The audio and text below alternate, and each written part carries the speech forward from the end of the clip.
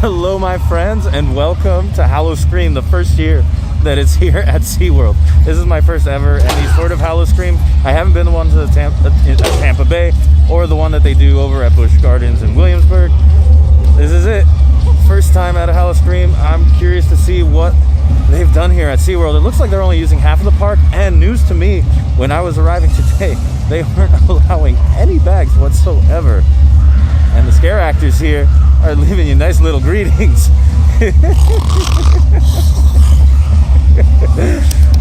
Oh, he's making the intro so hard. Friendly greetings. You know, they're very friendly here at SeaWorld, apparently. If you can hear the scraping, all of that, you really go right into it. I couldn't really film at the front because, so there was no bags allowed, supposedly. I got special dispensation once I showed them, like, hey, I'm visiting from out of state. You don't have it on your tickets anywhere or anything. They just have big blinking lights as soon as you enter the parking lot, but there's no bags allowed. I didn't know that was going to be a thing. Otherwise, I would have prepared a little bit differently. However, thankfully, they gave me special permission to use that tonight. We're going to take advantage of that. So I invite you to come along. Let's check out Howl-O-Scream at SeaWorld. Like I said, the scare actors are right at the front here. Oh, wow. Oh, man, the vibe is already amazing. I don't know what I'm looking at here, but there's like some multi-level thing. I see Icebreaker. This is at like a weird back entrance of the park. You don't enter through the front.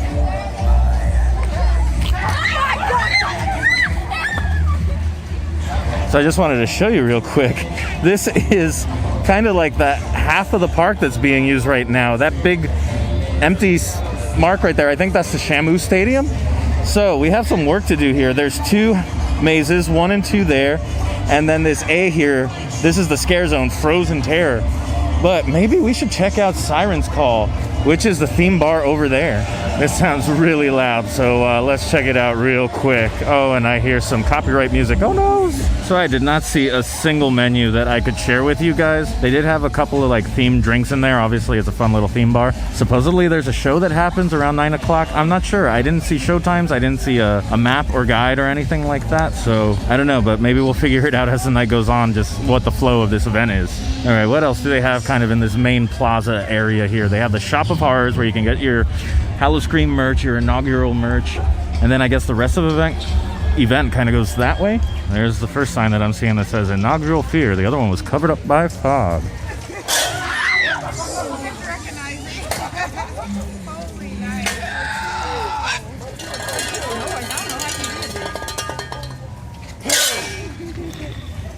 Okay, no, see, I can't be. One thing I will say, there was a lot of scare actors in there. So just past that, past Icebreaker and all of that, to your right when you get through, Water's Edge Inn's entrance is right here. So I did get the express pass, but the guy at the first house couldn't redeem it for me, so I had to go to Beneath the Ice after doing a runaround at guest services. No, you have to go to one of the houses. Unfortunately, the guy at the first house just didn't have stuff, so that turned into a 20-minute side quest that I wasn't anticipating. But here we go, heading into Beneath the Ice. I'll be right back. Holy smokes, that was amazing. It was long. It was very long, and it uses a lot of that like corrugated metal down the hallways, and there were times where the scare would happen, and then you start walking, and then all of a sudden they would take some sort of like prop that they had and scrape it along the corrugated metal, start running after you. I should mention though, I got pulsed by myself, so I got every scare. Whoa, that got intense after a while. I was like, am I holding up? Should I check my blood pressure? Like, that was intense. But there were some, I actually jumped once. I was expecting it to be more like last night at Horror Nights where everybody's in a conga line, but nope, not here. So I'm not sure if this counts as one of the themed bars, but this is the Glacier Bar. So since I was here and I kind of wanted to relax for a second after that insane solo run through that maze beneath the ice, I decided to get the Tormented Terror, which is just a whole lot of fruit juice and rum. Super delicious, super yummy. They actually gave me a sugar straw that I am excited to use. It just sounds delicious. But over back there, back at the other end of the bar, there is this thing called the scare button, and you control the fear. 4 scares for $5, 10 scares for $8. I have no idea how this works. All right, feed the ice siren, I see. Okay. Split-second delay, so after the first one, you'll get a good hand. You said there's like a split-second delay? Yeah. Okay. So it's not a sound or anything, it's that. It's like the electric and then also the breeze.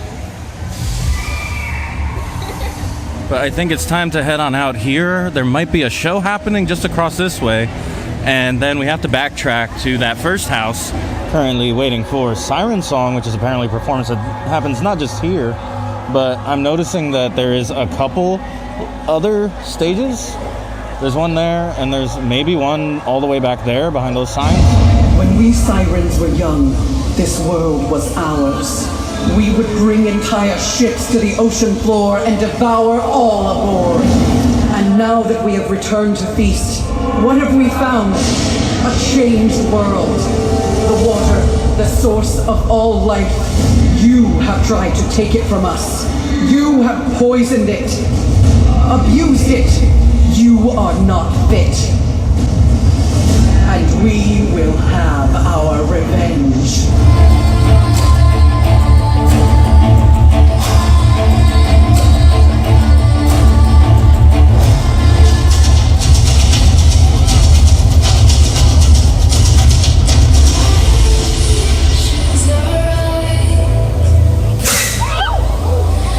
We will feed on all of you, and we are everywhere.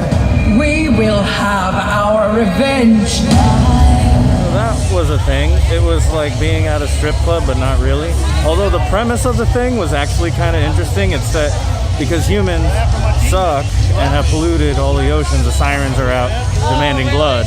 I kind of like that angle. But anyway, we're going to give that first house another try. All right, Water's Edge Inn. Let's give this a whirl. I wonder if I'm gonna have to go through it by myself like the first one. Oh boy. All right, I'm very blue. Just got done with that house. I thought it was a lot of fun. Beneath the Ice still was my favorite, but there was somebody dressed up like a pile of laundry, and I jumped. They got me so good. Sounds like I'm heading towards the next scare zone, the Deadly Ambush. Right. I'm in. Be careful. You gotta get out of here. Me and her. Oh, we don't play nice when it comes to visitors like you. So get out or be dead. They're gonna get you. Did the werewolves get you too? I fought one off with my bare hands. See the scars? So that was a really fun and long scare zone that I really liked, and it was well decorated, and all the scare actors were doing an amazing job, having a great time it seemed. But that was Deadly Ambush. Over this way where the green is, that appears to be where the other two scare zones are. There's 4 in total, I believe, and then like a roaming chainsaw gang. And then over this way, this is where the last 2 houses are. So there's 4 houses, 4 scare zones, a roaming one, and 2 shows. All right, so I guess they just have a couple of pirates sitting on the bar here, and that's the Longshoreman Bar. One time I was alone in my room. No. That's not what I'm saying either. We should do it like a formula joke. A formula? Yeah, so you can be equally judged. What is this, algebra? No. So it's the same kind of formula joke over and over and over. Right? No, not knock. No one likes a knock joke.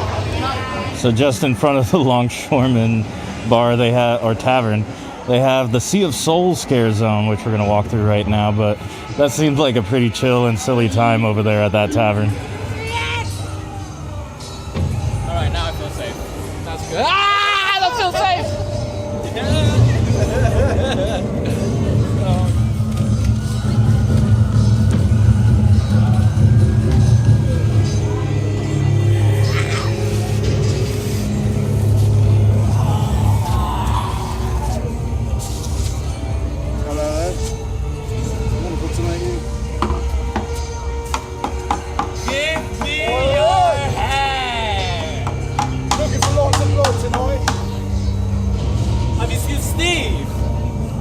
New addition.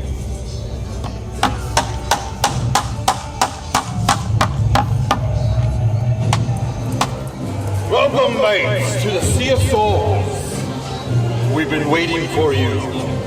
25 steps down that way.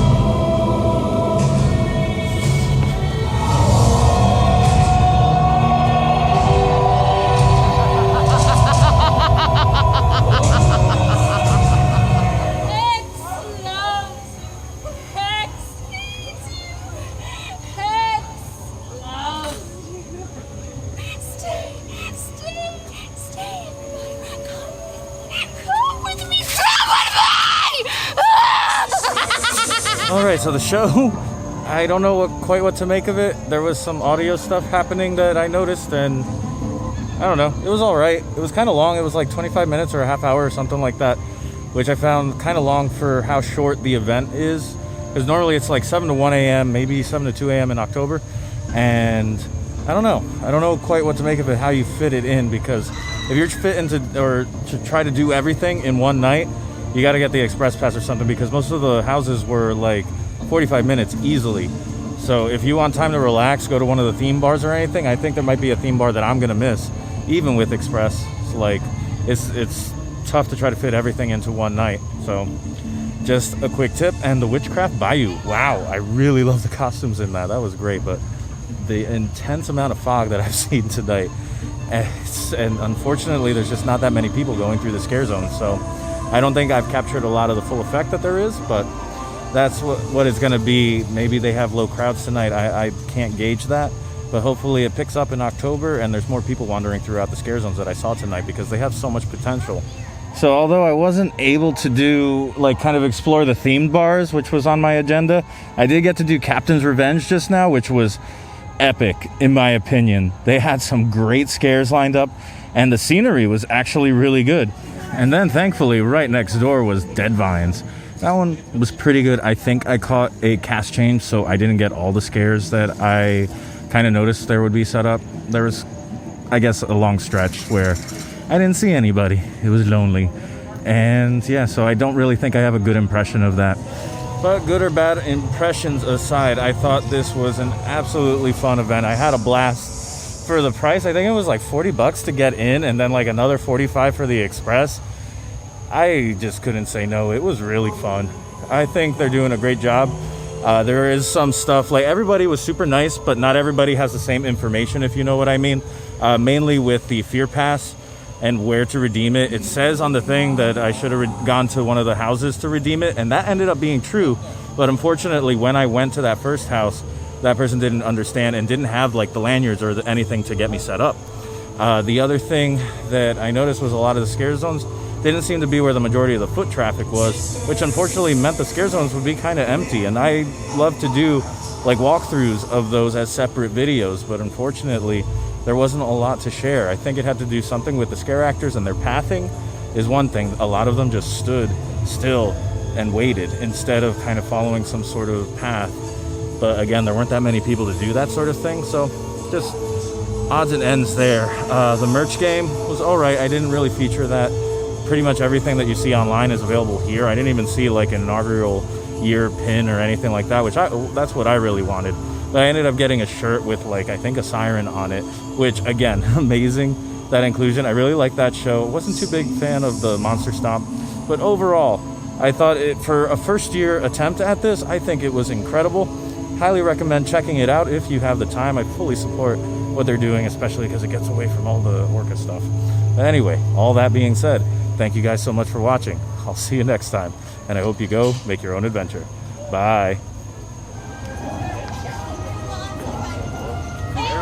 I'm in. Don't go in there.